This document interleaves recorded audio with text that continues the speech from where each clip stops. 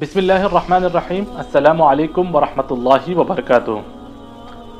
8वीं सदी के निस्फ दौर तक पहुंचते हुए बगदाद दुनिया का एक इल्मी चश्मा बन गया था, एक इल्म का फाउंटेन, उसका फव्वारा था और लोग यहाँ पे इल्म हासिल करने के लिए दूर दूर जगह से आते।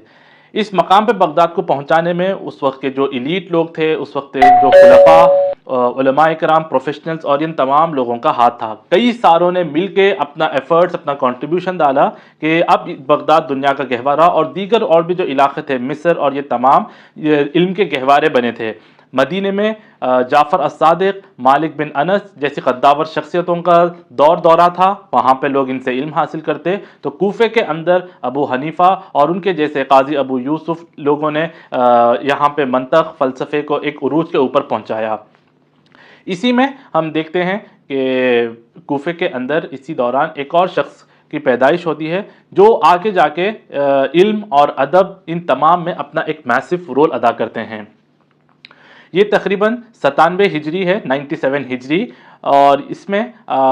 कूफे के अंदर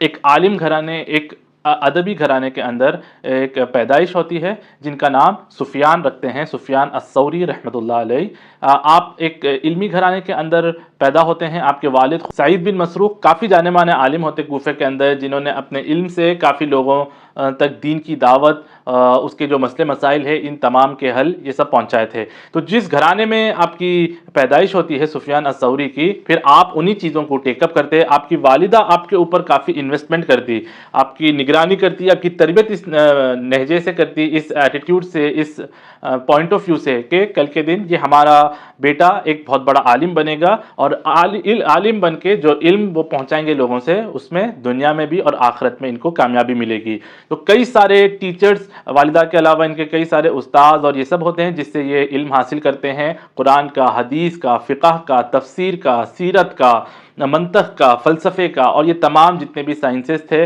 इन सब पे उबूर हासिल करने की अपनी एक जिदोजहद शुरू कर देते हैं। इनका जो बचपन का वाक़या है, यानी जिस तरीक़े से इनकी वालिदा इनकी तरबियत करती, वो कहती कि बेटा मैं ये जो कॉटन है इसको सीकर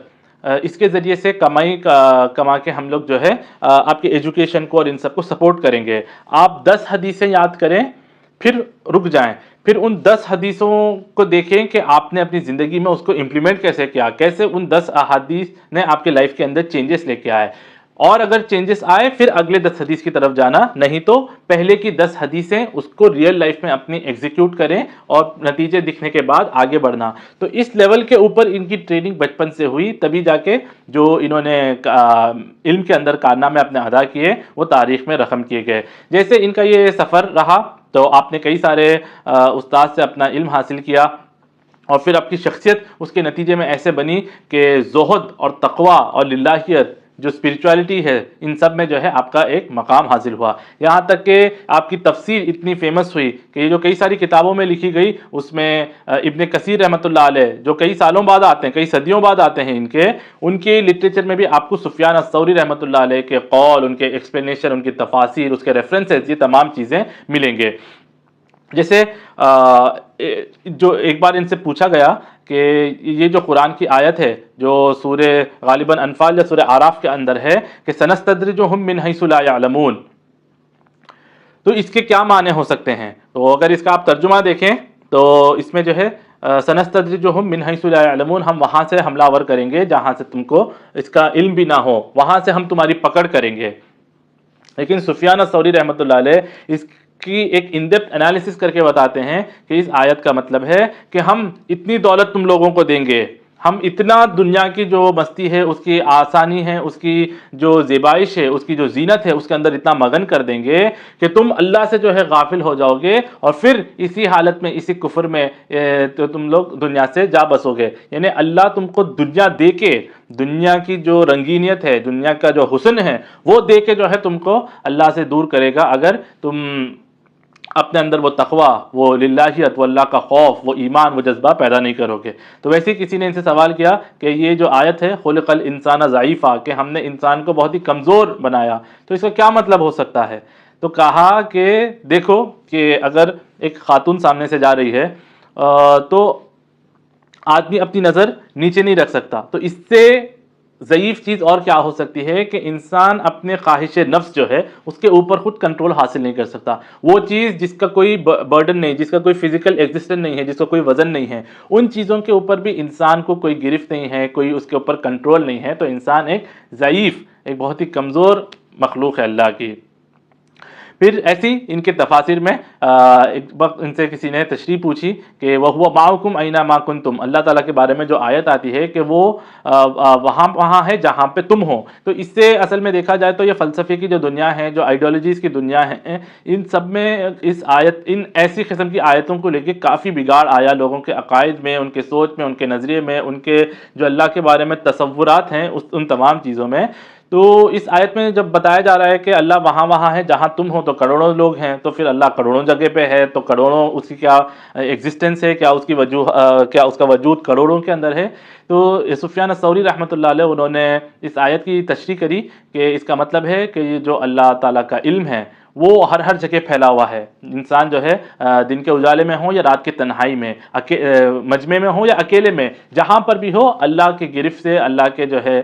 کنٹرول سے، اللہ کی جو ہے نظر سے جو ہے وہ پرے نہیں ہے، بلکہ اسی کے اللہ کو ہر چیز کا علم ہے. اس طریقے سے انہوں نے لوگوں کو تقویٰ اختیار کرنا کہ دولت اگر آ جائے تو ایسا نہیں کہ وہ اللہ سے وہ دولت جو ہے ہم کو دور کر دے. یہ خود جو ہے تاجر رہتے، اور یہ اپنے اسٹوڈنٹس کو جو ہے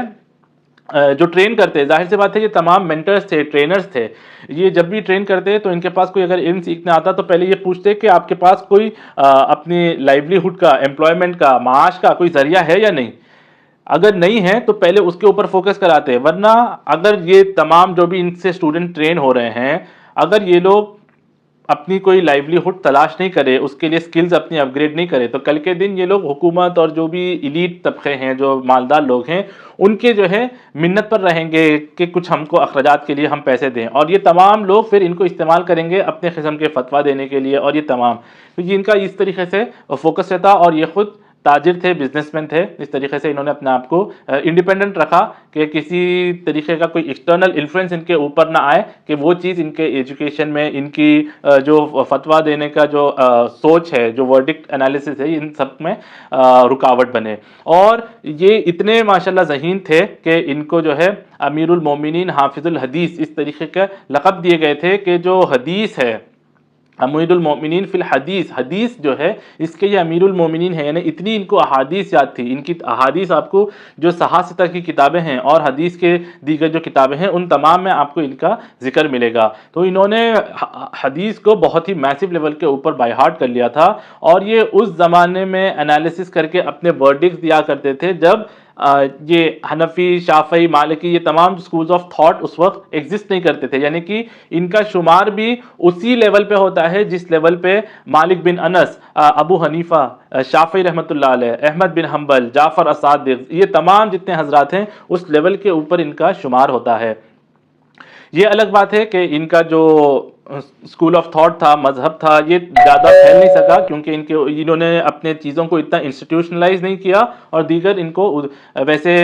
شاگرد یا ویسے اسٹوڈنٹس میسر نہ آئے جو اس کام کو آگے بڑھا سکے. لیکن انہوں نے اپنے آپ میں ایک مثال تاریخ اسلامی میں رقم کی درج کی کہ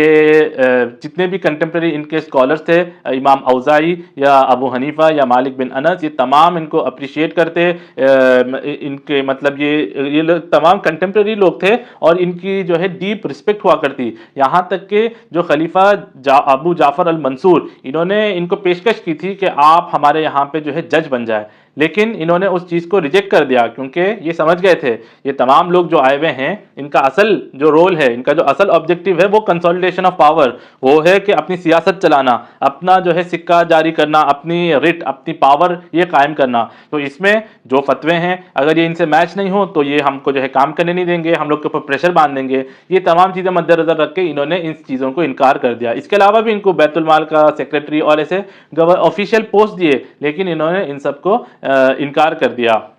اور یہ کافی شارپ تھے کرٹیسائز کرنے میں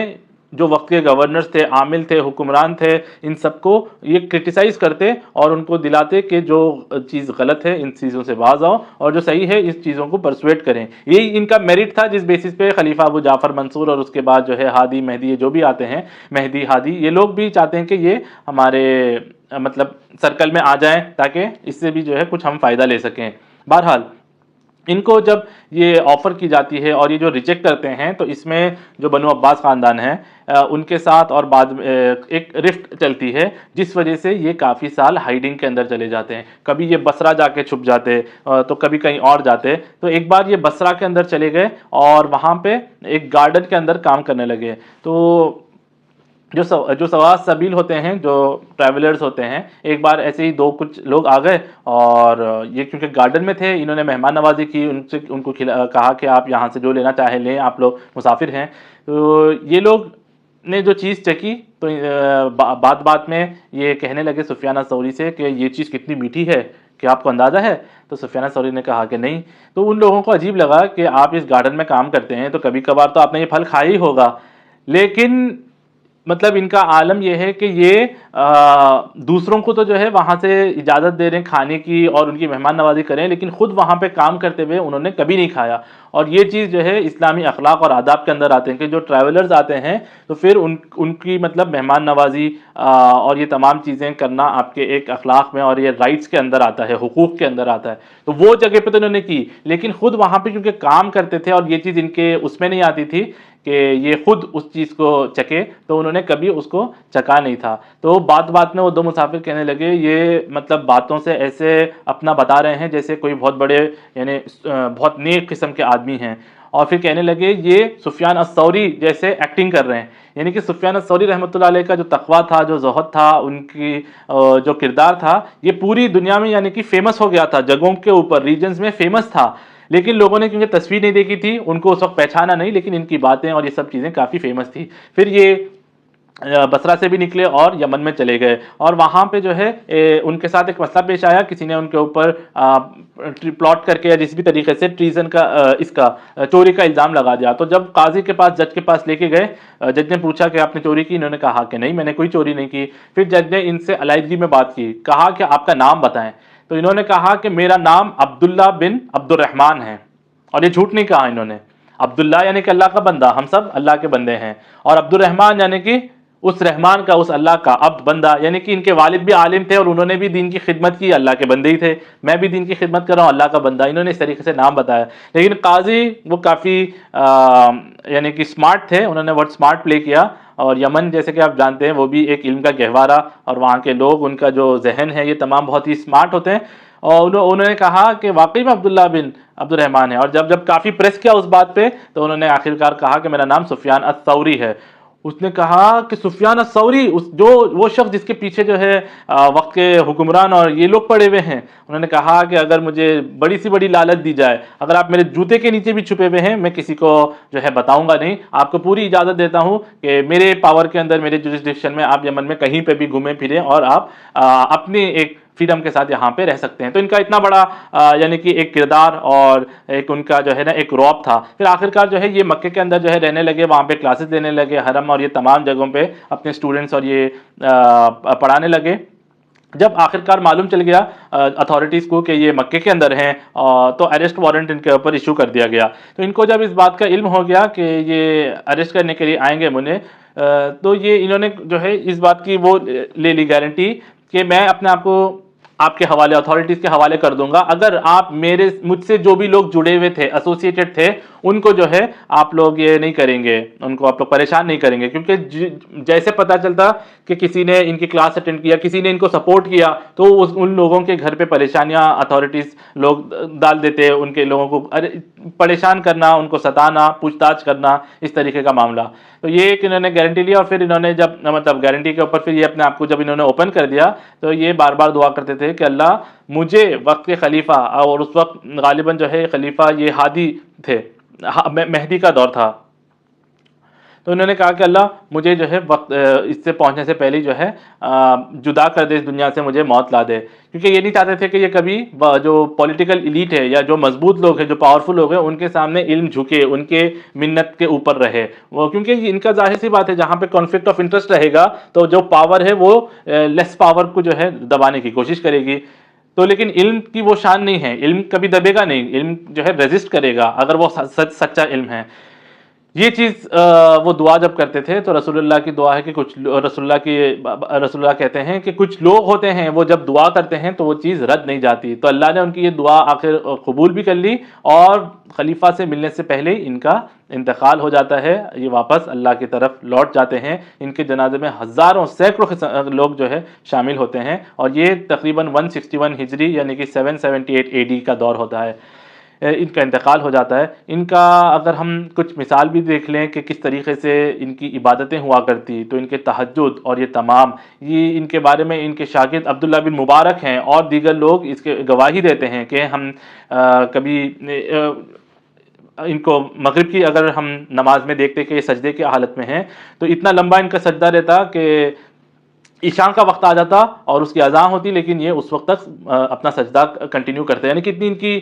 لمبی نمازیں، وہ اللہ کے ساتھ جو ہم کلام ہوتا ہے آدمی نماز میں اللہ کو یاد کرتا ہے، اس کے ذکر میں جو ہے گم ہو جاتا ہے، تو اس طریقے کی ان کی نمازیں ہوا کرتی۔ اور ایک بار جو ہے یہ حرم کے سامنے نماز پڑھ رہے تھے، تو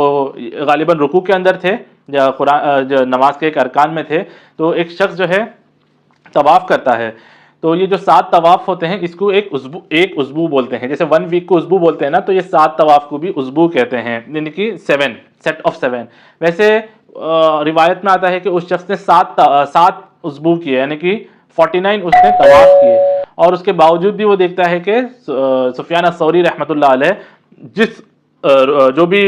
نماز کے ارکان میں تھے، رکوع یا سجود، اسی میں جو ہے موجود ہیں، آپ کا سر ابھی اٹھا نہیں ہے، یعنی کہ اتنا جو لگاؤ تھا ان کا نماز سے کہ یہ معراج ہے مومن کی، جیسے رسول اللہ نے فرمایا الصلاۃ معراج المومن، نماز جو صلاۃ ہے یہ مومن کی ایک معراج ہے، تو یہ اس طریقے سے اس کو ادا کرتے، تو اللہ نے پھر اسی کا نتیجہ ہے کہ اللہ نے ان کو اتنی شہرت دی، ان سے کافی لوگ جو ہے ان کے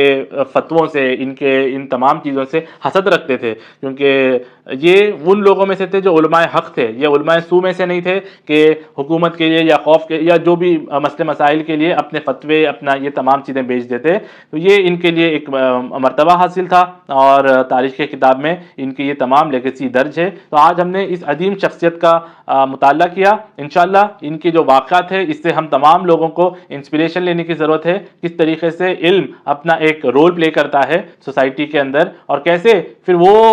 اس رول کی وجہ سے اللہ تعالیٰ آپ کے درجات کو بلند کرتے ہیں۔ اللہ تعالیٰ ان کی تمام جو کاوشیں تھیں، ان کی جو محنتیں تھیں، ان کے جو اسٹوڈنٹس کے جو محنتیں تھے، عبداللہ بن مبارک اور یہ تمام لوگوں کی، ان سب کو اللہ تعالیٰ قبول کرے، اور ہم کو بھی اس نہجے پہ چلنے کی، اس کا حق ادا کرنے کی ہم سب کو توفیق عطا فرمائے۔ انشاءاللہ اگلی بار ایک اور نئی سیریز نئی ایپیسوڈ کے ساتھ، نئی ویڈیو کے ساتھ ہم آپ کے سامنے حاضر ہوں گے، تب تک کے لیے اجازت دیں۔ السلام علیکم ورحمۃ اللہ وبرکاتہ۔